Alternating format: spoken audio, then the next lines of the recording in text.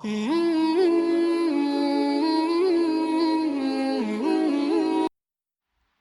Science के YouTube channel पर आप सभी का स्वागत है। हमने पिछले वीडियोज में पढ़ लिया था प्रासरण क्या होता है, विसरण क्या होता है, विसरण के प्रकार क्या होते हैं और प्रासरण विसरण के कारण पानी किधर से किधर की ओर जाएगा, इसका अध्ययन कर लिया था। अगर आपने वो वीडियो नहीं देखे हैं तो आपको पहले वो वीडियो देखना है, उसके पश्चात ही आपको ये वीडियो देखना है। इस वीडियो में हम देखेंगे कि पादप में जल का अवशोषण कैसे होता है, जो प्लांट्स है उसमें वाटर एब्जॉर्प्शन कैसे होता है, जल कैसे पानी को अवशोषित करते हैं, इसके बारे में जानेंगे।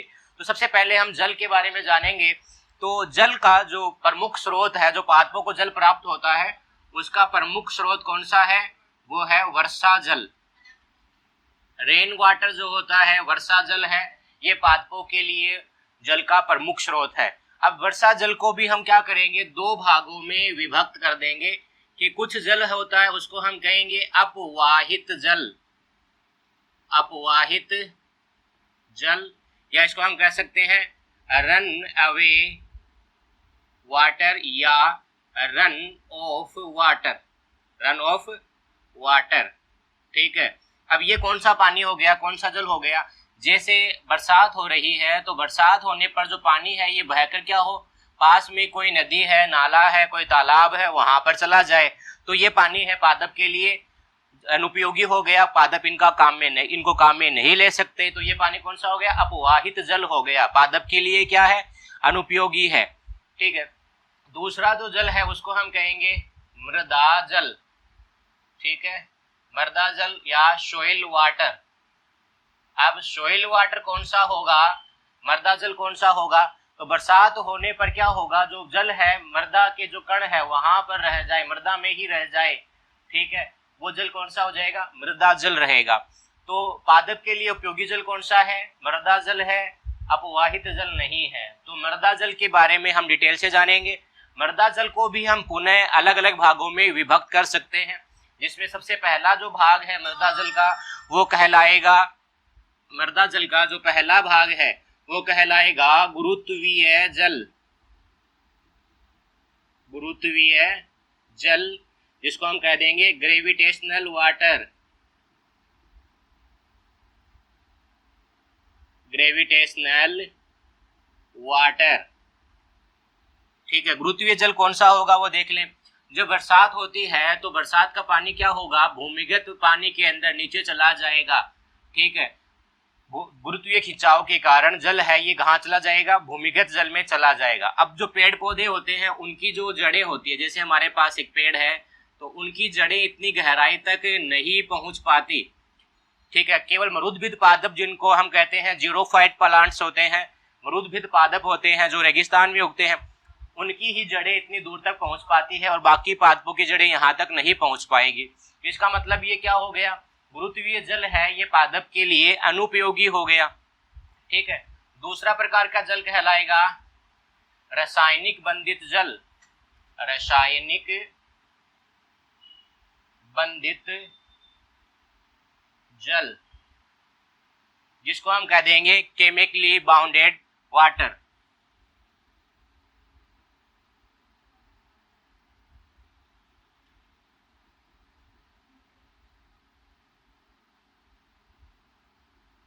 अब ये कौन सा जल हो गया?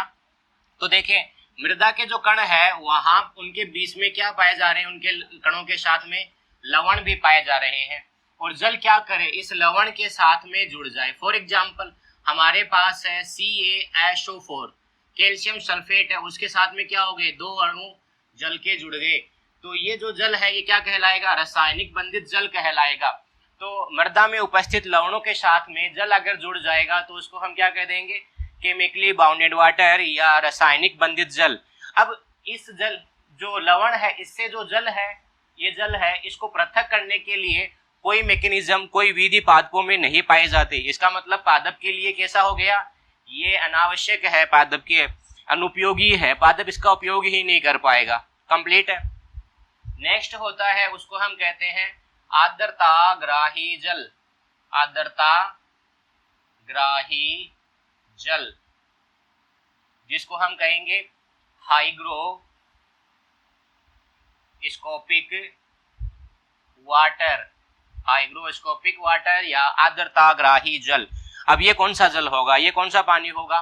तो देखें मृदा का जो कण है, जैसे मान लो कि हमने एक कण है उसको जूम करके देखा है, ये एक मृदा का कण है हमारे पास, तो उसकी जो सतह है वहां पर क्या होता है, जल है ये अधिशोषित हो जाएगा, एड्जॉर्ब हो जाएगा, एब्जॉर्ब नहीं एड्जॉर्ब इसको कहते हैं हम, ठीक है, क्या हो जाएगा, अधिशोषित हो जाएगा।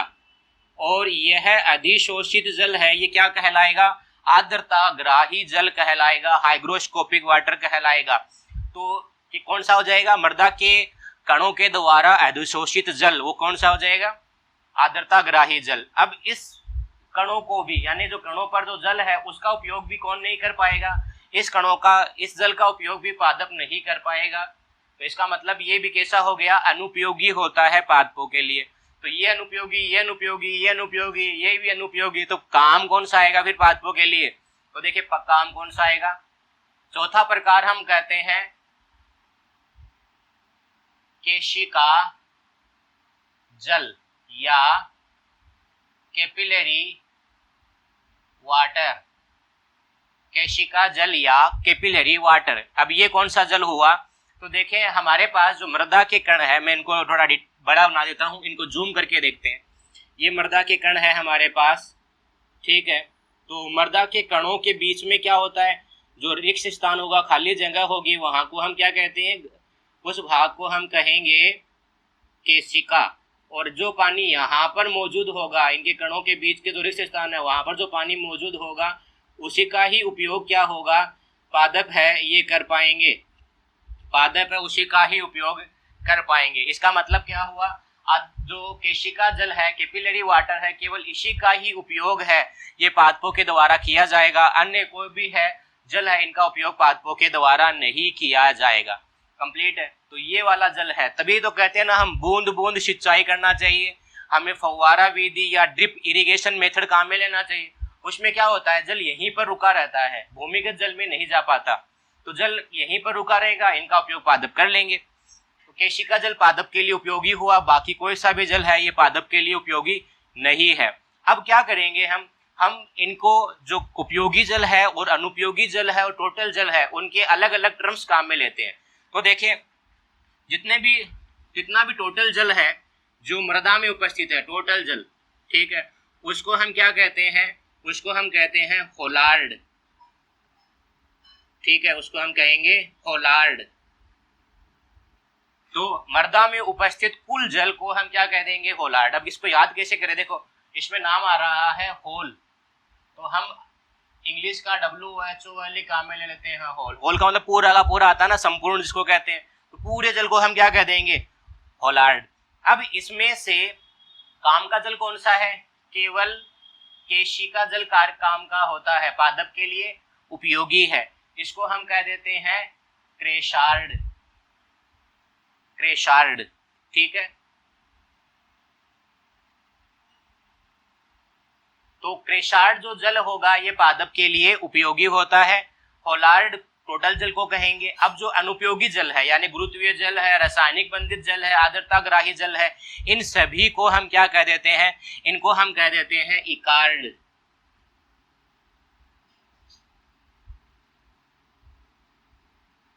इनके लिए शब्द काम में लेते हैं इकार्ड। तो देखिए इसको कंफ्यूजन बच्चों का होता है कि होलार्ड क्या हुआ, क्रेशार्ड क्या हुआ, इकार्ड क्या हुआ।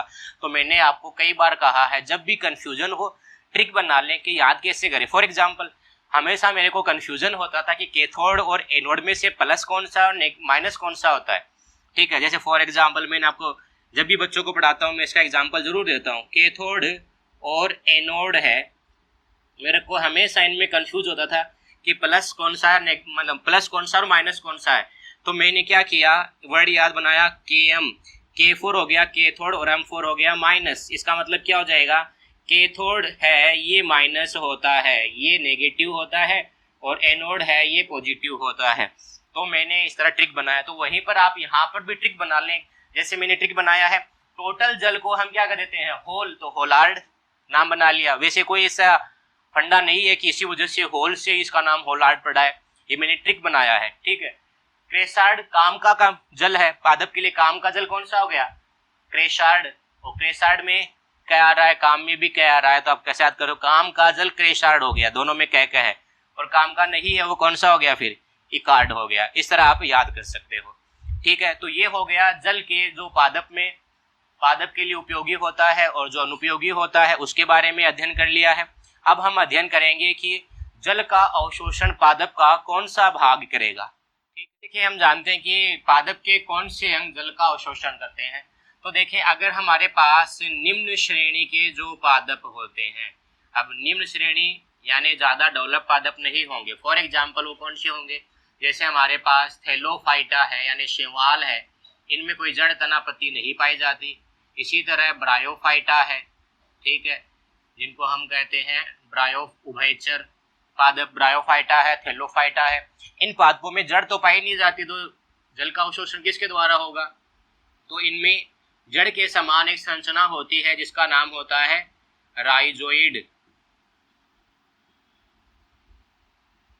राइजोइड्स, और उनके द्वारा जल का अवशोषण होता है। ये तो किनमें हो गया, निम्न श्रेणी के पादपों में। अगर हम बात कर रहे हैं उच्च श्रेणी के पादपों के, डेवलप्ड प्लांट होंगे, जैसे हमारे पास जिम्नोस्पर्म है, एंजियोस्पर्म है, ठीक है, उनमें जल का अवशोषण जड़ों के द्वारा होता है, मूल के द्वारा होता है, जिसको हम कहते हैं रूट। तो क्वेश्चन बनता है, क्या पूरी की पूरी जड़ ही जल का अवशोषण करेगी? तो हम उसको समझने के लिए हम पहले जड़ की संरचना देखते हैं। तो हमारे पास एक प्लांट है, ये एक पादप है, एक प्लांट है, ठीक है, उसकी जड़ है इस तरह। एक जड़ को हमने इतना पार्ट है जूम करके देखा है, तो पार्ट अगर जड़ को हम जूम करके देख रहे हैं तो उसकी संरचना हमें कुछ इस प्रकार की दिखाई देती है। ठीक है, कुछ इस प्रकार हमें दिखाई देती है। इसका जो टिप भाग होगा, ठीक है, ये भाग टिप भाग, शीर्ष भाग जिसको हम कहते हैं, एपिकल पार्ट बोल सकते हो आप इंग्लिश मीडियम के लिए। तो ये जो शीर्ष भाग होता है, यहाँ पर जो उत्तक पाए जाते हैं ये विभाजन की क्षमता वाले होते हैं। तो विभाजन की क्षमता वाले उत्तक क्या कहलाते हैं, विभज्योतक।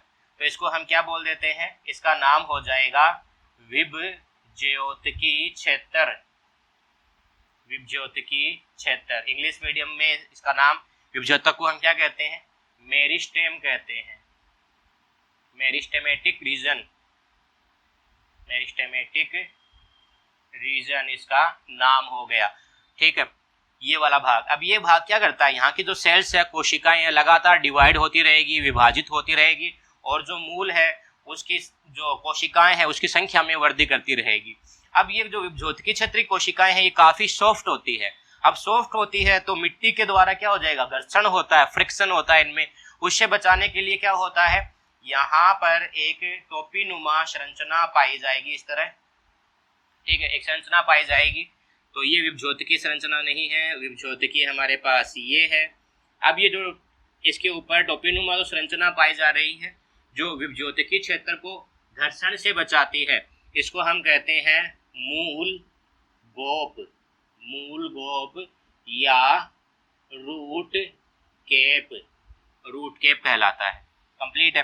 अब विभज्योतकी क्षेत्र के पीछे की ओर की जो कोशिकाएं है ना, ये कोशिकाएं क्या होती है, ये आकार में वृद्धि करती है। ठीक है, इनके आकार में वृद्धि करने से क्या हो जाएगा, जड़ की जो लंबाई होती है ना वो वृद्धि करेगी, जड़ की लंबाई में वृद्धि होती है।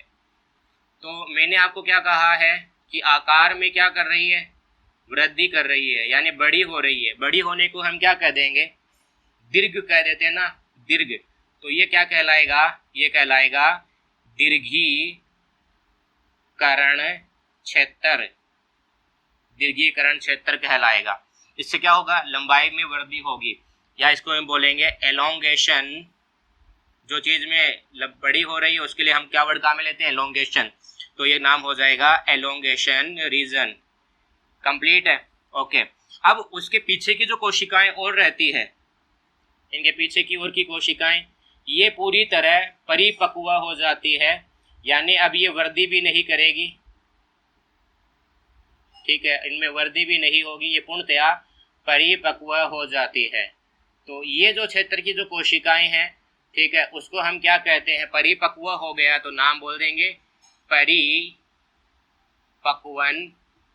क्षेत्र। इसका नाम हो गया परिपक्वन क्षेत्र या मैच्योरेशन मैच्योरेशन रीजन कंप्लीट है।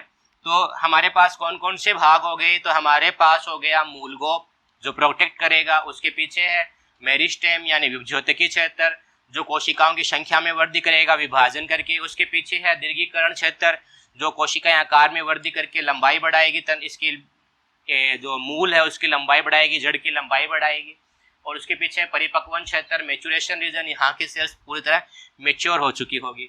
अब ये जितने भी भाग हमने पढ़ाए हैं इसमें 4 भाग हो गए हमारे पास, ये चारों के चारों जल का अवशोषण नहीं करते, तो फिर जड़ तो पूरी हो गई ना, इसका मतलब पूरी जड़ है ये जल का अवशोषण नहीं करती, तो फिर कौन सा भाग करेगा? आपने 11वीं में पढ़ा है, बताएं कौन सा करेगा? दिमाग में कुछ तो आया होगा। तो यहाँ पर इस तरह एक संरचनाएं पाई जाती है परिपक्वन क्षेत्र में, इस तरह एक कोशिकीय संरचनाएं होती है और इन संरचनाओं को हम कहते हैं मूल रोम। इनका नाम होता है मूल रोम या रूट हेयर। तो मूल रोम है, इसके द्वारा ही क्या होगा? जल का अवशोषण जो होता है ये किसके द्वारा होगा? रूट हेयर या मूल रोम के द्वारा ही होगा। तो ये हो गए एक जो हमारे पास मूल है उसके विभिन्न क्षेत्र। ठीक है, तो इस वीडियो में हम इतना ही करेंगे। अगले वीडियो में हम जानेंगे कि जल का अवशोषण किस प्रकार होगा, उसके अलग अलग पथ होते हैं उनके बारे में जानेंगे, और उसके बाद में जल ऊपर की ओर जाएगा यानी उसको कहेंगे रसारोहण, एसेंट ऑफ सेप। तो वो क्या होता है, इन सभी का डिटेल से हम अध्ययन करेंगे। तो अगले वीडियो का भी इंतजार कीजिए। धन्यवाद।